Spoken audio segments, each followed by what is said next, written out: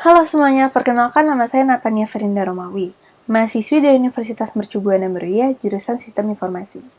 Pada kesempatan kali ini, saya ingin berbagi tentang salah satu modul yang saya pelajari dari mata kuliah Manajemen Proyek Sistem Informasi, yaitu batasan proyek. Namun, sebelum kita masuk ke bagian inti, berikut merupakan materi yang akan dibahas dalam video ini, mulai dari tahap inisiasi, scope boundary dan scope statement, statement of work, project dan product oriented deliverables, tahap verifikasi, dan scope change control. Kita masuk ke tahap inisiasi. Di tahap inisiasi kita membuat perencanaan batasan proyek yang berfungsi untuk menetapkan, memverifikasi, mengatur, dan mendokumentasikan pekerjaan proyek agar measurable organization value atau yang biasa kita kenal dengan MOV dapat tercapai dengan baik. Manajer proyek beserta timnya memiliki kewenangan dalam mengembangkan rencana manajemen batasan proyek. Semua hal yang meliputi pekerjaan, aktivitas, dan deliverables harus didokumentasikan pada tahap inisiasi ini. Batasan proyek seperti business case, project charter, ataupun produk kerja yang sebagaimana ditetapkan dalam ITPM atau Information Technology Portfolio Management yang berfungsi untuk memantau dan mengelola semua investasi teknologi informasi, mulai dari manfaat, biaya, serta resiko agar dapat dievaluasi. Batasan proyek ini kerap kali ditetapkan melalui wawancara, ataupun rapat, bahkan sesi diskusi. Kita lanjut ke scope boundary. Scope boundary dapat didefinisikan sebagai pekerjaan atau aktivitas apa saja yang menjadi bagian dari pengerjaan proyek dan mana yang bukan. Pekerjaan yang ada di dalam scope boundary, sebagaimana ditunjukkan oleh persegi berwarna abu-abu, hanya berisikan pekerjaan atau aktivitas yang mendukung MOV proyek. Tim proyek yang menghabiskan pekerjaan dan aktivitas yang tidak akan membantu tercapainya MOV akan menghasilkan proyek yang menghabiskan terlalu banyak waktu dan sumber daya.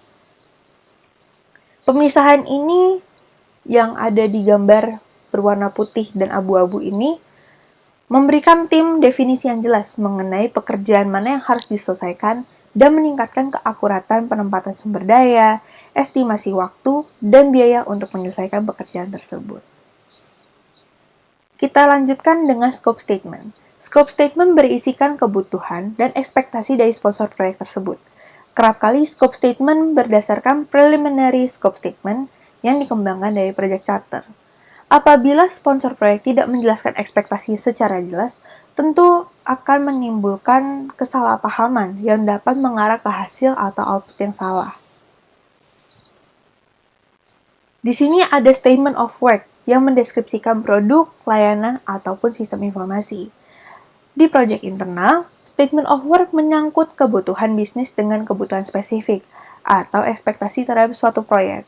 Lain halnya dengan proyek eksternal, statement of work menyangkut tentang spesifikasi, kuantitas, standar kualitas, ataupun kebutuhan kinerja. Statement of work ini bisa kita temukan di proyek eksternal pada request for proposal, request for information, ataupun request for bid. Oke, kita udah ngomongin soal tahap inisiasi, habis itu scope statement, scope boundaries. Nah, sekarang nih kita masuk ke project oriented deliverables.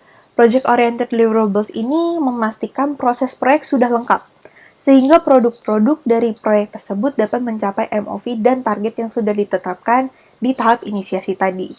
Terdapat beberapa cara untuk mengkomunikasikan deliverable proyek, yakni dengan menggunakan DDT atau Deliverable Definition Table, ataupun DSC, yaitu Deliverable Structure Chart. Project-oriented deliverable ini membutuhkan waktu dan sumber daya, sehingga harus menjadi bagian secara menyeluruh, bagian dari jadwal dan juga bagian dari anggaran proyek. Di samping itu, semua deliverable proyek harus didefinisikan secara jelas dan ringkas tentunya, karena harus diverifikasi dan disetujui oleh proyek sponsor dan atau manajer proyek. Ini merupakan salah satu contoh dari Deliverable Definition Table atau DDT, yang menetapkan semua project-oriented deliverable yang harus diserahkan oleh tim. Lain halnya dengan Deliverable Structure Chart atau DSC. DSC berfungsi untuk menetapkan detail dari work packages yang akan digunakan untuk memberikan estimasi jadwal beserta anggaran proyek tersebut. Work packages akan digunakan untuk membuat work breakdown structure atau WBS, yakni tool yang digunakan untuk membantu rencana proyek. Itu tadi soal project oriented deliverables. Sekarang kita ngebahas soal product oriented deliverables. Product oriented deliverables ini fokus dalam mengidentifikasi fitur dan fungsi pada sistem informasi yang akan diterapkan.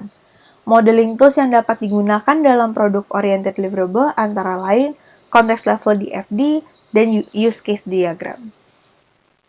Oke, di context level DFD ini merupakan salah satu diagram tingkat tinggi yang memuat satu proses dan menunjukkan sistem secara menyeluruh, menggambarkan semua inflow maupun outflow beserta informasi antara sistem dan entitas eksternal. Lain halnya dengan use case diagram. Use case diagram berfungsi untuk memberikan kemudahan informasi dan pemahaman agar skop produk dapat ditetapkan, diverifikasi, dan mendapatkan persetujuan dari pihak-pihak yang terkait.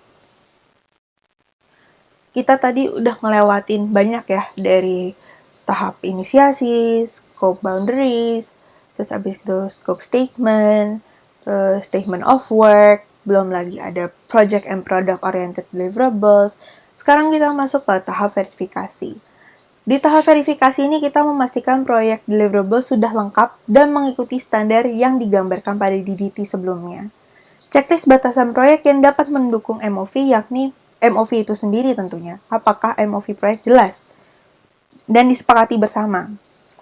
Karena apabila MOV tidak jelas dan belum disetujui, maka akan berdampak pada penambahan pekerjaan, jadwal, dan juga anggaran.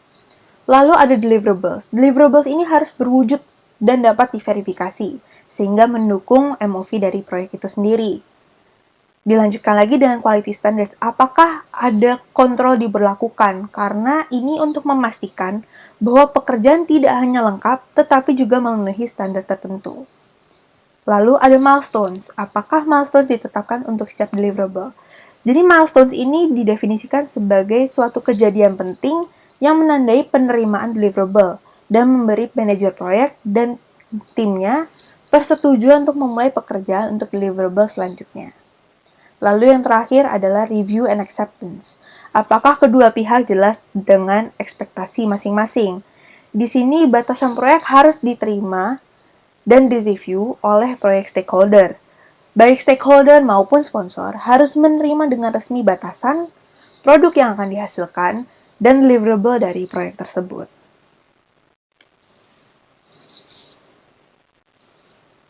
Kita lanjut lagi ke scope change control.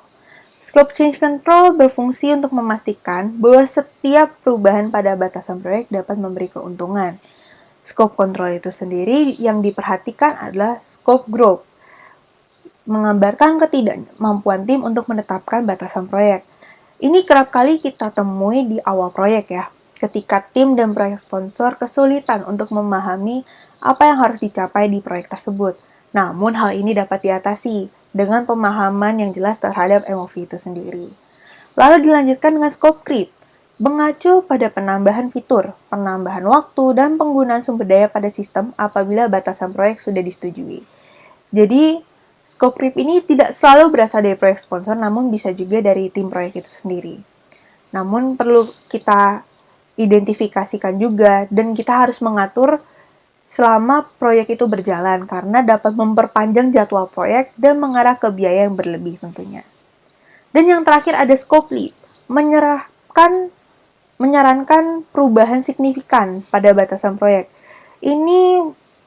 Saran ini kerap kali terjadi apabila ada perubahan lingkungan, bisnis, ataupun faktor-faktor lain, yang tentu dapat mengubah MOV sehingga suatu organisasi ataupun perusahaan harus memikirkan ulang nilai proyek yang sudah berjalan.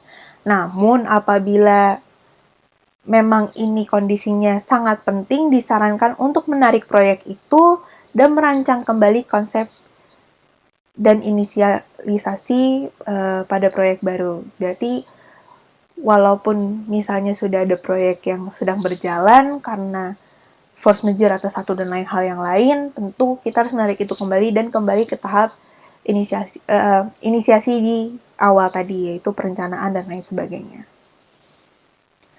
Lalu, tadi kita ngobrolin soal scope change control procedure.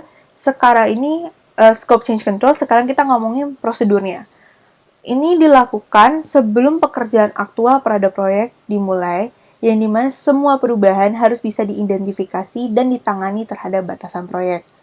Ada dua scope change request, yaitu request form dan request log. Biasanya permintaan perubahan ini harus dinilai juga dampaknya terhadap proyek, sehingga keputusan untuk menerima atau menolak perubahan batasan dapat dilakukan. Proyek sponsor juga harus memahami dan menyetujui dampak dari batasan, jadwal, sumber daya, dan biaya yang sudah ditetapkan karena apabila tidak, maka dasar rencana proyek akan disesuaikan kembali, yakni termasuk mengurangi fungsi di area lain, memperpanjang tenggat waktu, menambah sumber daya, kayak seperti stafnya, lemburan, dan lain sebagainya. Ini merupakan contoh scope change request form. Form ini terdiri dari informasi dasar seperti deskripsi permintaan yang jelas dan perubahan batasan yang sifatnya terjustifikasi. Terjustifikasi di sini maksudnya adalah dapat membedakan antara kemauan dan keharusan dalam proyek tersebut, sehingga manajer proyek dan timnya bisa memahami alasan apabila terjadi perubahan pada batasan proyek. Di sisi lain, ada juga scope change request log. Kan tadi ada form, sekarang ada lognya. Di log ini lebih ke arah setiap permintaan perubahan yang diterima, informasi tersebut harus dicatat sebelum dikirim untuk persetujuan, penangguhan, ataupun penolakan.